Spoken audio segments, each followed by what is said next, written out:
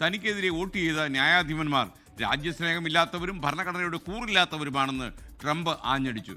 ട്രംപിനോടാ കളി. And it's happened so often with this court. What a shame.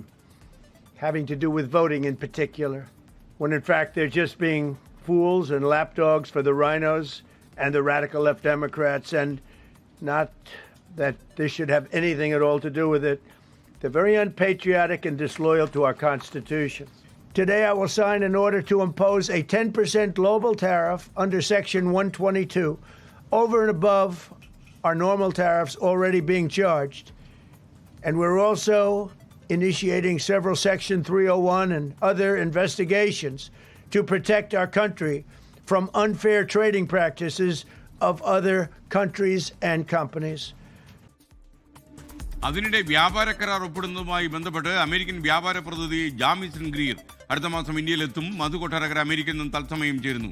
അതുപോലെ ഡൽഹിയിൽ നിന്ന് അച്യുതൻ കൂടി ഉണ്ടാകും. ആദ്യം മധുവിലേക്ക്. മധു, ഗുഡ് മോർണിംഗ്. ശരിക്കും നമുക്കൊരു ചെറിയ നേട്ടമാണെന്ന് തോന്നുന്നു. നമ്മുടെ ചർച്ചയിലൊക്കെ ചെറിയ ഇത് റിഫ്ലക്ട് ചെയ്യാൻ സാധ്യതയുണ്ട്.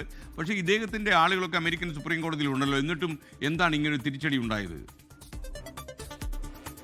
ഗുഡ് മോർണിംഗ് എസ്കെൻ. ഈ നിയമങ്ങളിലെ ലൂപ്പ് ഹോളിലൂടെ ബിസിനസ് സാമ്രാജ്യം കെട്ടിപ്പടുത്ത ആളാണ് ഡൊണാൾഡ് ട്രംപ്. അത് തന്നെ അദ്ദേഹം അമേരിക്കൻ പ്രസിഡന്റ് ആകുമ്പോഴും എല്ലാ വഴികളും ഉപയോഗിക്കുമെന്ന് നമ്മൾ തന്നെ ഇതിനു മുമ്പ് റിപ്പോർട്ട് ചെയ്തിട്ടുണ്ട്. ഇപ്പോൾ ട്രംപിന്റെ വിവാദപരമായ തീരുവ നയങ്ങൾ ഭരണഘടനാ വിരുദ്ധമാണെന്നാണ് സുപ്രീം കോടതിയുടെ ഈ ചരിത്രപരമായ വിധിയിലൂടെ വന്നിരിക്കുന്നത്. വ്യാപാര തീരുവകൾ ഏർപ്പെടുത്തുവാനുള്ള അധികാരം US കോൺഗ്രസിനാണെന്നും US പ്രസിഡന്റിന് ഇതിൽ ഏകപക്ഷീയമായ ഒരു തീരുമാനം എടുക്കുവാൻ കഴിയില്ലെന്നുമാണ് സുപ്രീം കോടതി ഇന്ന് വ്യക്തമാക്കിയിരിക്കുന്നത്.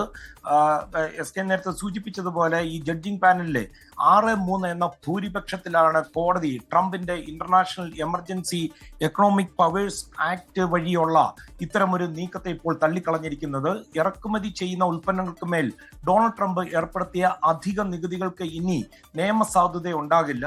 വിധി ഡൊണാൾഡ് ട്രംപിന് ഒരു രാഷ്ട്രീയപരമായിട്ട് ഒരു തിരിച്ചടിയാണെന്ന് നമുക്ക് പറയാമെങ്കിലും ആഗോള സാമ്പത്തിക രംഗത്ത് പെട്ടെന്നൊരു മാറ്റം ഇത് കൊണ്ടുവരില്ല എന്നാണ് നിയമ വിദഗ്ധരുടെ ഒരു വിലയിരുത്തൽ വരുന്നത്. നികുതികൾ പിൻവലിക്കുവാൻ ഒരുപക്ഷെ മാസങ്ങൾ എടുത്തേക്കാം. പകരം സംവിധാനങ്ങൾ കണ്ടെത്തുവാൻ ഡൊണാൾഡ് ട്രംപ് ഭരണകൂടം കിണഞ്ഞു ശ്രമിക്കുകയും ചെയ്യുന്നുണ്ട്. വിപണിയിൽ അതുകൊണ്ട് തന്നെ ഒരു അനിശ്ചിതത്വം തുടരുവാൻ ഇത് കാരണമാകുകയും ചെയ്യും. US അതുപോലെ ഇന്ത്യ ഉൾപ്പെടെയുള്ള മറ്റ് രാജ്യങ്ങളും തമ്മിലുള്ള വ്യാപാര യുദ്ധമൊക്കെ പൂർണ്ണമായി അവസാനിക്കുമെന്ന് നമുക്ക് ഇപ്പോൾ പറയുവാനും കഴിയില്ല. പ്രസിഡന്റ് പ്രത്യേക അധികാരം ഉപയോഗിച്ചാണ് ഇപ്പോൾ നടപ്പിലാക്കിയ ഈ തീരുവകൾ ഭരണഘടനാപരമായിട്ട് വിരുദ്ധമാണെന്ന് ചൂണ്ടിക്കാട്ടി US സുപ്രീം കോടതി chief justice John G Roberts junior ആണ് ഇന്നിപ്പോൾ ഈ വിധി എഴുതിയിരിക്കുന്നത്. SK നേരത്തെ പറഞ്ഞ പോലെ വിധിയോട് നമ്മൾ പ്രതീക്ഷിച്ചതുപോലെ അങ്ങേയറ്റം പ്രകോപനപരമായ രീതിയിലാണ് പ്രസിഡന്റ് ഡൊണാൾഡ് ട്രംപ് പ്രതികരിച്ചത്. വൈറ്റ് ഹൗസിൽ പെട്ടെന്ന് വിളിച്ചു ചേർത്ത വാർത്താ സമ്മേളനത്തിൽ തനിക്കെതിരെ വിധി പുറപ്പെടുവിച്ച ജഡ്ജിമാരെ അദ്ദേഹം അതിരൂക്ഷമായിട്ടാണ് അധിക്ഷേപിച്ചത്. ജഡ്ജിമാർ ഫൂൾസ് ആൻഡ് ലാപ്പ് ഡോഗ്സ് അല്ലെങ്കിൽ വിഡ്ഢികളും പാദസേവകരും എന്നാണ് ഡൊണാൾഡ് ട്രംപ് വിശേഷിപ്പിച്ചത്. ഒരുപക്ഷെ മറ്റൊരു രാജ്യത്ത് ഇങ്ങനെയൊക്കെ വിശേഷിപ്പിക്കാൻ ഒരു ജഡ്ജിയെ പറ്റി പറ്റുമോ എന്നുള്ളത് ഒരു ചോദ്യചിഹ്നമായി നിലനിൽക്കുകയാണ്. അധിക തീരുവ റദ്ദാക്കിയ ഈ സുപ്രീം കോടതി വിധി ആഗോള വ്യാപാര മേഖലയെ വലിയ പ്രത്യാഘാതങ്ങൾ ഉണ്ടാക്കും. കഴിഞ്ഞ വർഷം മുതൽ ഏതാണ്ട് $200 ബില്യണിലധികം അമേരിക്കൻ ഗവൺമെന്റ്, അതായത് ഏകദേശം ഒരു 16 ലക്ഷം കോടി രൂപ എന്ന് വേണമെങ്കിൽ പറയാം, ഇതൊക്കെ ഈ കമ്പനികൾക്ക് തിരികെ നൽകേണ്ടി വരുമോ എന്നുള്ള കാര്യത്തിൽ SK ഇപ്പോഴും അവ്യക്തത തുടരുകയാണ്. മറ്റ് നിയമവഴികളിലൂടെ നീങ്ങുവാൻ ഡൊണാൾഡ് ട്രംപ് തീരുമാനമെടുത്തു കഴിഞ്ഞു. ഇതിന്റെ ഭാഗമായി ആഗോളതലത്തിൽ എല്ലാ വിദേശ ഉൽപ്പന്നങ്ങൾക്കും 10% അധിക തീരുവ ഏർപ്പെടുത്തുമെന്നാണ് ട്രംപ് വ്യക്തമാക്കിയിരിക്കുന്നത്. ലോകത്തെവിടെയായാലും ഏത് സമയത്തും 24 വാർത്തകളും ഓഗ്മെന്റഡ് റിയാലിറ്റി പാക്കേജുകളും എക്സ്പ്ലെയിനറുകളും വിശദമായി കാണാൻ ഞങ്ങളുടെ YouTube ചാനൽ നിങ്ങൾക്ക് സബ്സ്ക്രൈബ് ചെയ്യാം.